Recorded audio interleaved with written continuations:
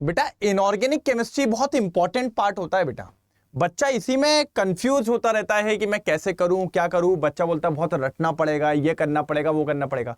बेटा आप लोग को सही टेक्निक नहीं पता है, आप लोग गलती करते हो। हम इधर की बुक भी पढ़ लें, हम इधर की बुक भी कर लें, हम इधर की भी कर लें, हम उधर की कर लें। नहीं भाई, इनऑर्गेनिक के लिए आपको स्पेसिफाई एक ही बुक की थ्योरी को पढ़ना है, और वो बुक का नाम है बेटा एनसीईआरटी।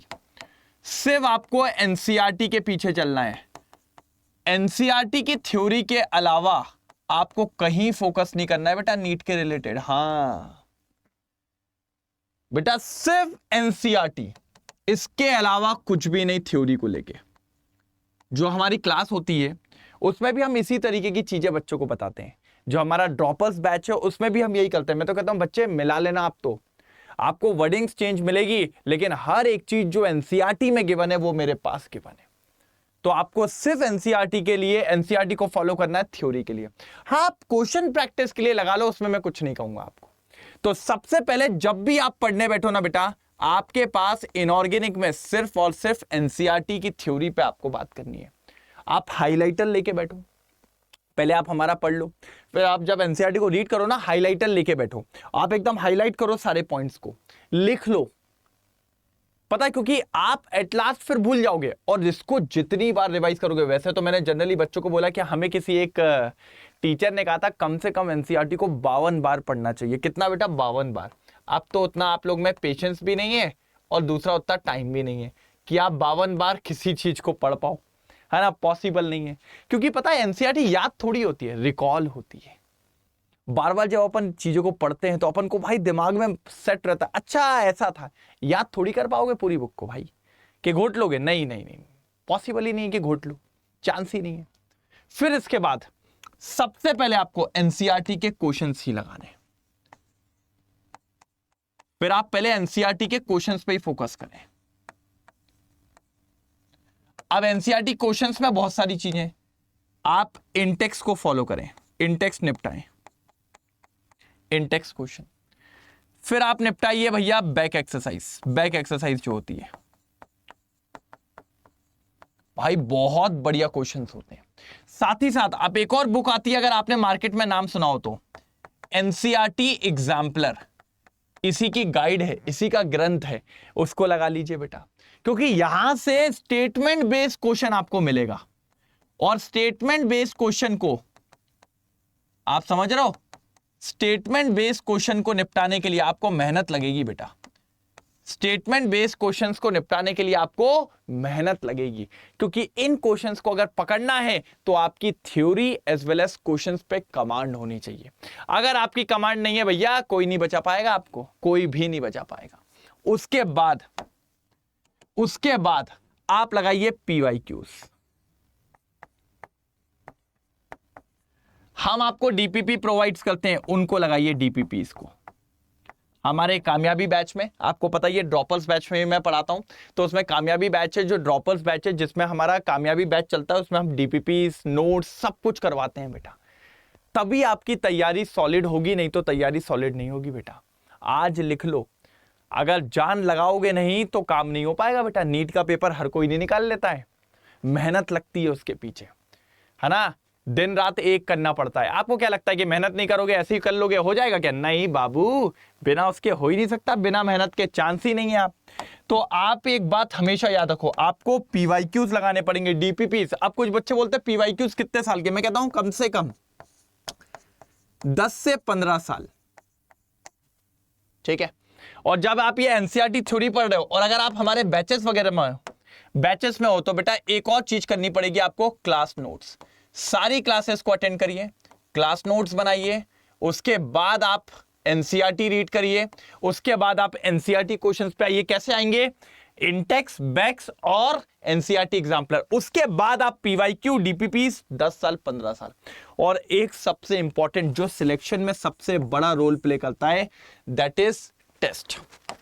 भाई अगर आप टेस्ट नहीं दे रहे तो आपको कोई नहीं बचा पाएगा भाई।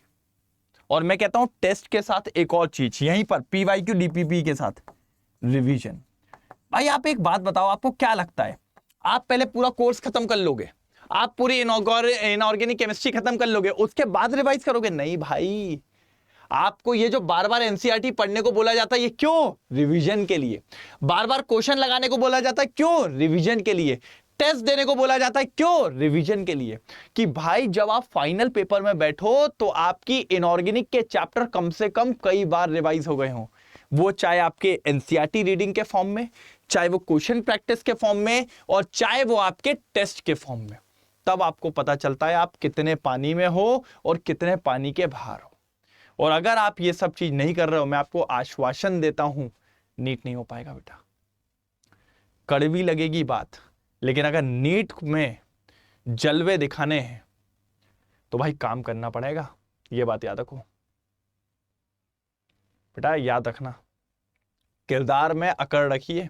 नीट के तैयारी कर रहे हैं तो नीट को अकड़ दिखाइए कि निकाल देंगे। नहीं तो कहते हैं ना, जिन तारों में करंट नहीं होता उस पर लोग बाग कपड़े सुखा देते हैं। तो अगर आपके पास जॉब अच्छी नहीं हुई और अगर डॉक्टर का ठप्पा नहीं हुआ ना बेटा, तो आपको पूछा नहीं जाएगा, ऐसे साइड कर दिया जाएगा। तो मेरी बात हमेशा याद रखना जीवन में, किरदारों में अकड़ रखिए, अपने आप में अकड़ रखिए। हम पेपर निकाल लेंगे, लेकिन ईगो लेके नहीं चलना है, क्योंकि पेपर बड़ा होता है, ठीक है? नहीं तो जिन तारों में करंट नहीं होता उस पर लोग बाग क्या कर देते हैं? कपड़े सुखा देते हैं। तो जिनके पास जॉब नहीं होती उनको ऐसे साइड कर दिया जाता है, बेटा चल हट इधर से, जाने दे। इज्जत उसी की है जिसने कुछ उखाड़ा है, और कुछ उखाड़ना है तो आज मेहनत करनी पड़ेगी बेटा, समझ रहे हो? तो इसलिए जी जान लगाओ उस दिन के लिए कि जब आप सफल हो तो आपकी सफलता में सैकड़ों लोग जुड़ जाएं। सक्सेस को एंजॉय करने के लिए सब लोग आते हैं, लेकिन उस सक्सेस को आपको ही पाना पड़ेगा। आज कोई नहीं आएगा। आज आपको लग रहा है आप अपने आप में एफर्ट डाल रहे हो, आप भूखे हो, आपने पानी नहीं पिया, आपने खाना नहीं खाया है, आप पढ़ने लगे हो, आपने सोचा बाद में खाओगे। कोई नहीं आएगा कि खा ले खा ले खा ले, नहीं। उस दिन सब आएंगे, भरी आपका पेट भरा होगा मिठाई से, फिर भी अरे भैया मिठाई मिठाई नीट निकल गया। तो आप समझ रहे हो, सक्सेस एंजॉय करने सब आते हैं, लेकिन अभी जो टफ टाइम होता है उसमें कोई नहीं आता। तो टफ टाइम में साइलेंस में मेहनत करनी पड़ती है, ठीक है? अपने आप होता है भाई। सब लोग जो भी सफल बना है उसने ऐसे ही किया है। उसका स्ट्रगल फेस कोई नहीं देखना चाहता, वो उस बंदे को खुद ही देखना पड़ता है, खुद ही को रियलाइज करना पड़ता है, खुद ही को झेलना पड़ता है। सक्सेस देखो बेटा, पूरी दुनिया एंजॉय करती है उसके साथ, ठीक है? तो अगर आपको इनऑर्गेनिक केमिस्ट्री में धमाल मचाना है तो इस पे फोकस करना पड़ेगा। फिर आउट टेस्ट। भाई जो टेस्ट देगा वो ही जीवन में आगे बढ़ेगा भैया। और टेस्ट भी कई सारे तरीके से आप दीजिए, टॉपिक वाइज आप दीजिए, टॉपिक वाइज टेस्ट। फिर आप दीजिए चैप्टर वाइज टेस्ट। भाई टेस्ट में कमी नहीं होनी चाहिए। कम नंबर आ रहे हैं ना, आप गलतियां ढूंढो कहां हो रही है, मिस्टेक कॉपी बनाओ, गलतियों को देखो, लेकिन टेस्ट से डरो मत। जो डर गया सो मर गया बेटा। चैप्टर वाइज बेटा, हाँ। उसके बाद आप क्या करो, ग्रुप ऑफ चैप्टर वाइज दे दो, दो दो चैप्टर्स को मिला के, और फिर आप उसका पूरे मॉक टेस्ट लगाओ। फिर क्या लगाओ? मॉक टेस्ट, और अपने आप को एनालिसिस करो। अगर इतना काम आप इनऑर्गेनिक केमिस्ट्री में कर रहे हो ना बेटा, इनऑर्गेनिक केमिस्ट्री में फुल नंबर आ जाएंगे, इतना आश्वासन मैं आपको देता हूं। लेकिन आपको पढ़ना पड़ेगा, पढ़ना पड़ेगा, लिख के ले लो। बिना पढ़े आज तक किसी का नहीं निकला है। तो अगर आप फोकस कर रहे हो, आप सचमुच नीट निकालना चाहते हो, तो इन बातों को आपको फोकस करना पड़ेगा। अगर आप मेरे बैच में हो, आप कहीं से भी पढ़ रहे हो, सबसे पहले क्लास नोट्स बनाइए, फिर एनसीईआरटी का थ्योरी रिवाइज करते चलिए, हाइलाइटर वगैरह सब जितनी बार हो जाए, मैक्सिमम लिख दिया मैंने तो। फिर एनसीईआरटी के क्वेश्चंस लगाइए, इंटेक्स, बैक और एनसीईआरटी एग्जाम्पलर। फिर पीवाईक्यूज और डीपीपीज जो हम लोग देते हैं, अगर हमारे बैच में अड्डा का मॉड्यूल में जो डीपीपीज है, यस। उसके बाद रिवीजन करिए, वीकली, मंथली, 15 दिन में। वो एक बात कहा जाता है, मैंने हमेशा अपने बच्चों को कही है, दिन भर आप पढ़ते हो ठीक है, जब सोने जाते हो तब थोड़ा सा और कह दे यार, आधा घंटा और, इस आधे घंटे में मैं रिवाइज करूंगा मैंने आज जो दिन भर में पढ़ा है।